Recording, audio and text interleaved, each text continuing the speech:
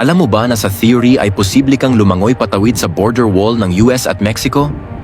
Posible man ito, pero napakataas ng panganib at halos walang tsansang magtagumpay. Ang bahaging ito ng border wall ay matatagpuan sa baybayin ng California at umaabot ng halos 50 yarda papasok sa karagatan. Maraming nakakakita nito at naiisip na kaya nilang languyin ito. Pero sa realidad, kakaunti lang ang talagang sumusubok. Mabagsik ang mga alon dito at matatalas ang mga gilid ng border wall. Bukod pa rito, isa ito sa mga pinakamapanganib na dalampasigan sa buong mundo. Marami na ang nalunod dito, kaya napakalaking banta ito sa kaligtasan ng sinumang susubok. At kung sakaling swerteng makatawid, mahigpit ang pagbabantay sa lugar na ito, kaya mataas ang posibilidad na agad mahuli ang sinumang iligal na tatawid.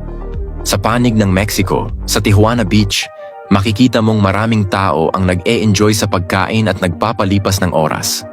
Samantalang sa panig ng US, isang likas na lugar ito na walang anumang gusali o anumang palatandaan ng urbanisasyon.